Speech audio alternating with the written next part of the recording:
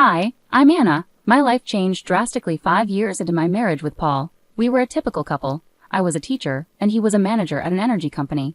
Everything was going smoothly until his dad passed away, leaving his mom, Elaine, alone in their family home. That's when Paul surprised me with some big news. "Anna, we need to talk," Paul said one night, sounding very serious.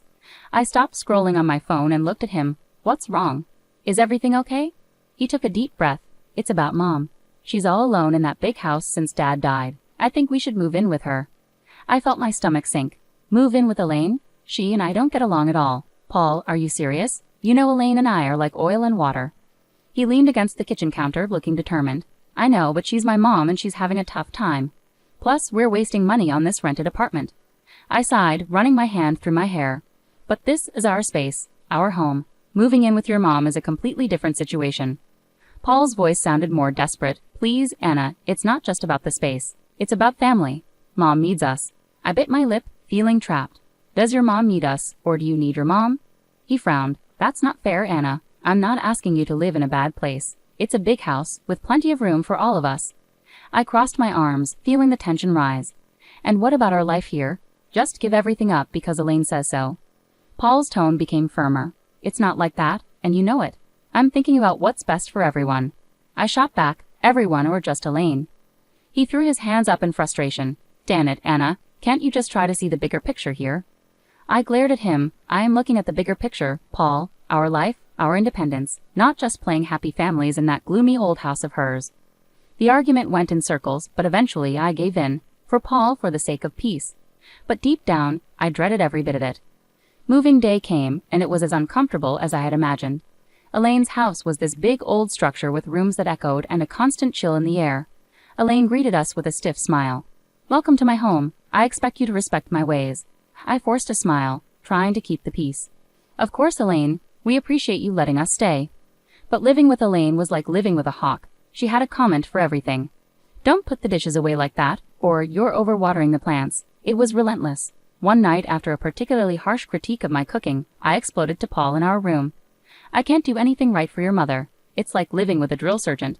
Paul rubbed his temples, looking equally frustrated. "Anna, just give it time. She's old and set in her ways."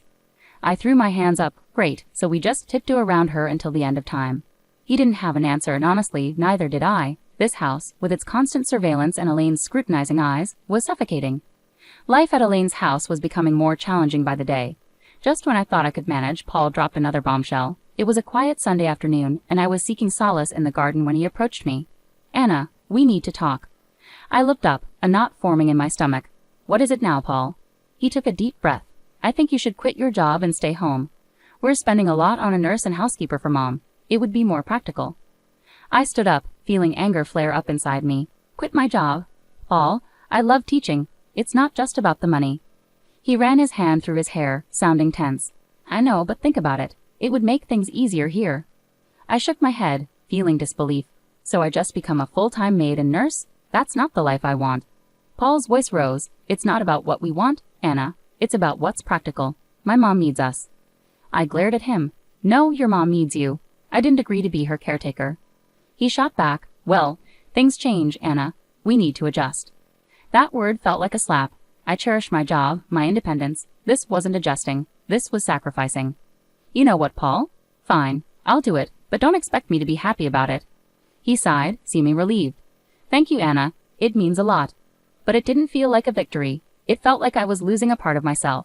Quitting my job was tough, and the days that followed were even tougher. Now I was a full-time housekeeper, nurse, and cook. Elaine, as always, had something to say about everything. One day I snapped. Elaine was criticizing the way I ironed her clothes, and I couldn't take it anymore. "Elaine, can you just stop? I'm doing my best here," I said, my voice trembling with frustration. She looked surprised. "Well, I'm sorry if I have standards, Anna." I threw the iron down. "I'm not your servant, Elaine. I'm your son's wife. I'm here trying to help, and all you do is criticize me." There was a tense silence, and then Elaine's expression softened slightly. "I know you're trying, Anna. I'm just used to things being a certain way," Elaine said softly. I sighed, feeling some of the tension ease. "I understand, Elaine, but I have my own way of doing things too." From then on, things improved slightly. Elaine toned down her criticisms, and I made efforts to respect her preferences. It was a fragile peace, but better than constant conflict. As time passed in Elaine's house, the atmosphere grew more strained, almost suffocating. Paul became increasingly distant and withdrawn. He was often late from work, and when he was home he seemed to disappear into the spare room as if it were his refuge. One evening, unable to bear the silence and distance any longer, I confronted Paul in the kitchen. "Paul, what's going on with you? You're hardly present, and when you are, it's like you're not even my husband anymore." He avoided eye contact, absent-mindedly stirring his coffee. "Work's a nightmare right now, Anna. Just piles of stress." I leaned against the counter, arms folded. "I understand stress, Paul, but it feels like you're shutting me out. You're physically here, but emotionally, you're somewhere else." He sighed heavily, still focused on his coffee. "I don't know what you want me to say, Anna. I'm overwhelmed with everything going on." I wanted to believe him, to empathize, but a part of me felt there was more to his distance. Then there was Lucy, Paul's sister, who seemed determined to add to the tension. Each visit from her felt like a test. She'd look around the house with disdain and comment, "Still stuck in this old place, huh?" I usually held my tongue, but one day her comments hit a nerve. "Not all of us have the luxury of relying on others, Lucy," I retorted. She cackled, her voice grating on my nerves. "Oh, look at you, playing the martyr in this creepy old house. Pathetic." I clenched my jaw, holding back a storm of words. Paul stood by silently, offering no defense. His silence felt like another blow, confirming the growing distance between us. The biggest change came with Elaine. One day she called out to Lucy, her voice frail and desperate. "Lucy, I need help with a bath. I can't manage on my own anymore." Lucy's response was cold and harsh. "Help yourself, Mom. I'm not your caretaker." Elaine broke down in tears and my heart went out to her. Despite our difficult history, I couldn't ignore her distress. I assisted her with the bath, and something shifted between us that day. Elaine began to warm up to me, treating me less like an outsider and more like a daughter. It was a positive change, but it also highlighted how distant Paul and I had become. The house felt colder, more empty. Despite Elaine's growing warmth towards me, the silence between Paul and me seemed to echo off the walls, widening the gap between us every day. Paul's late nights at work became routine, and our conversations dwindled to mere whispers of what they used to be. During one of these fleeting exchanges, Paul dropped a bombshell. "Anna, I got an apartment near work," he said casually. I nearly dropped the dish I was cleaning. "An apartment? Why would you do that?" He leaned against the doorframe, avoiding my eyes. "It just makes sense, Anna. It saves me the commute, especially with the late hours." Anger and confusion surged through me. "And you decided this without talking to me? Are we just roommates now?" He shrugged, his indifference cutting deep. "I thought you'd be happy. Less stress about me coming home late." I shook my head in disbelief. "Happy, Paul? This feels like you're leading a double life. What's next? You'll tell me you have a second family?" He sighed, rubbing his forehead. "Don't be dramatic, Anna. It's not like that." I wanted to press him further, to break through his nonchalance, but I knew it would be fruitless. The conversation ended there, like many of our conversations those days. The real shock came a few days later during a candid conversation with Elaine. We were in the living room, enjoying a rare moment of calm, when she suddenly said, "You know, Paul didn't buy that apartment with his own money." I looked at her, puzzled. "What do you mean?" She hesitated, then continued, "He used my savings. He said it was an investment. He even put it in my name." I felt my heart sink. "He's been using your money, and you're okay with this?" Elaine shrugged, a sad look in her eyes. I couldn't refuse. "He's my son, but I thought you should know." I was speechless. Paul's secret apartment was one thing, but using his mother's savings under the guise of an investment. It felt like the man I married was slipping away, replaced by this stranger with secrets and deception. A few days later, I confronted Paul about it. "Paul, why didn't you tell me the apartment was bought with your mom's money?" He was unapologetic, almost defiant. "Because I knew you'd react like this. It's an investment, Anna. It's not a big deal."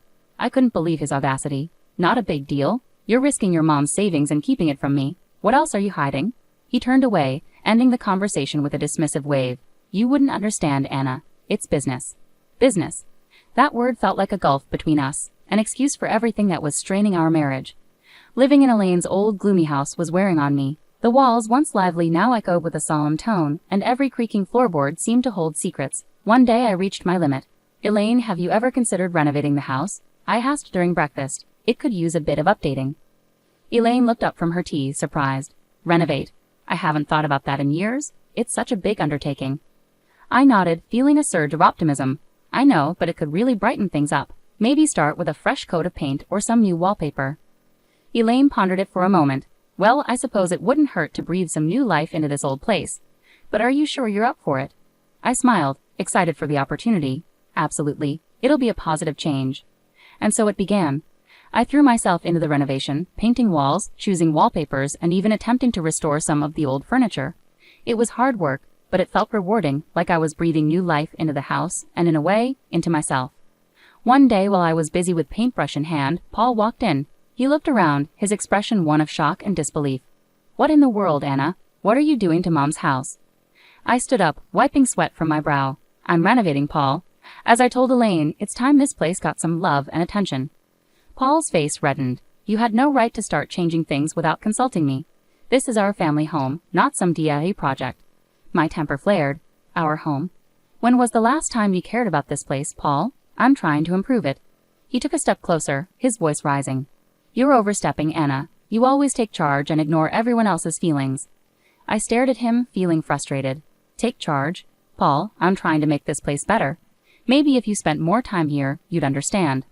Before Paul could respond, Elaine entered the room. "What's all this commotion about?" Paul turned to her. "Mom, did you know about this? About her changing the house?" Elaine glanced between us, then back to Paul. "Yes, I did, and I support Anna's efforts. This house needed a change, and she's doing a wonderful job." Paul looked stunned. "But it's our family home." Elaine interrupted him firmly. "It's my home, Paul, and I want this. Anna has every right to do what she's doing."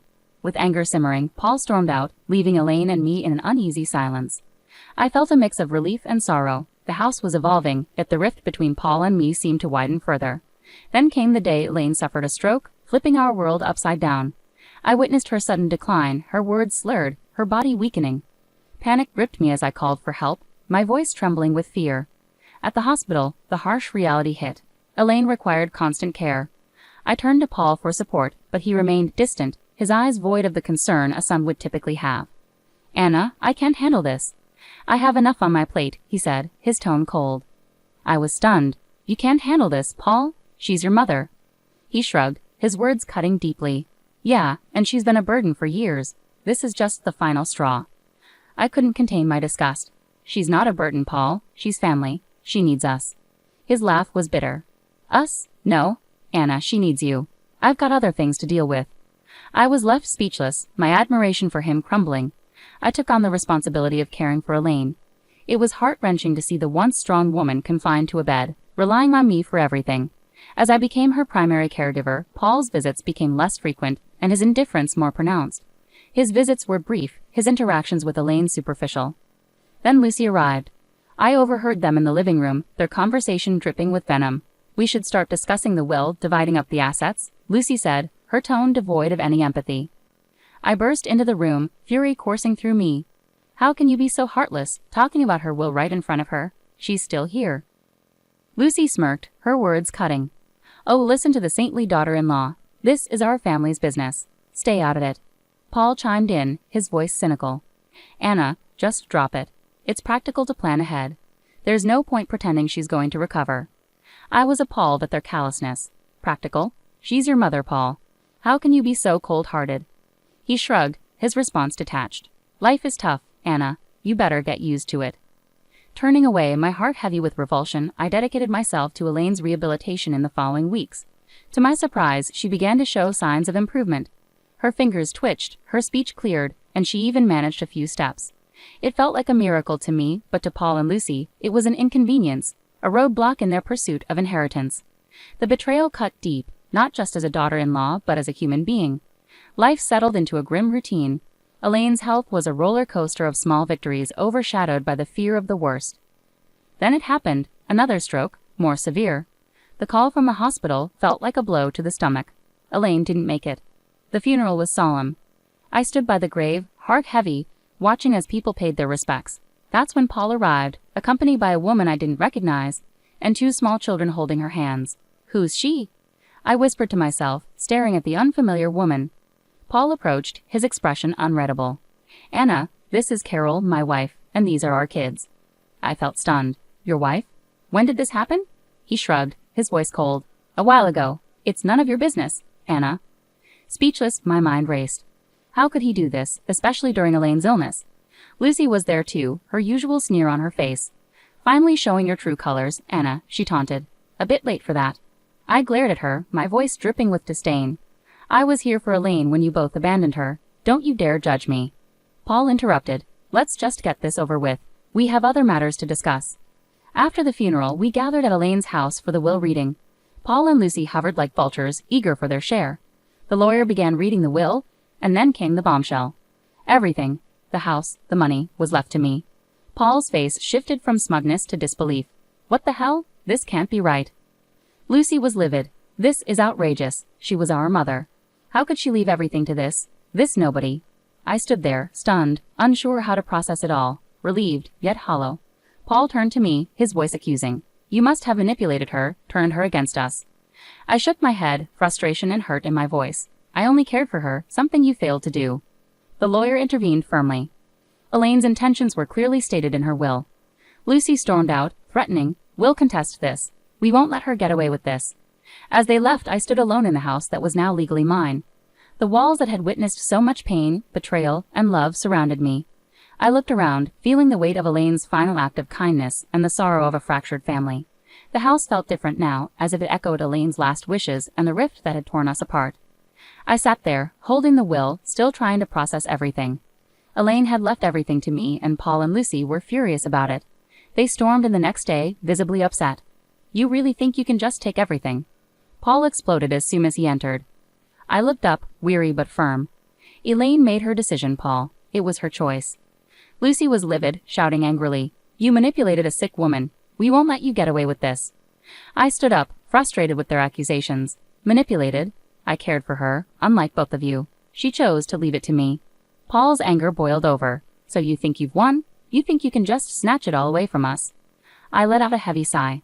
I didn't take anything, Paul. Elaine chose to give it to me because she knew I genuinely cared. Their yelling continued, but it couldn't drown out the truth. I had been there for Elaine when they hadn't. Then the lawyer arrived with a video Elaine had prepared. Her voice filled the room, resolute. I've left everything to Anna because she was like the daughter I never had. She was there for me when my own children weren't. She deserves it all. The room fell silent.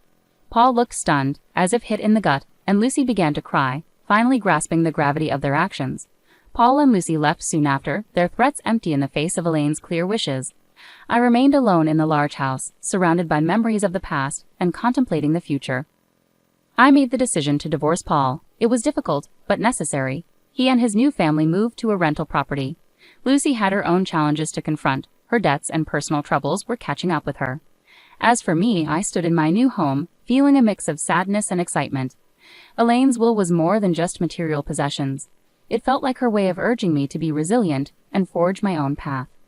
I resolved to start afresh, using what Elaine had left me to create a new life. The house, once a symbol of hardship, now represented a place of new opportunities and beginnings.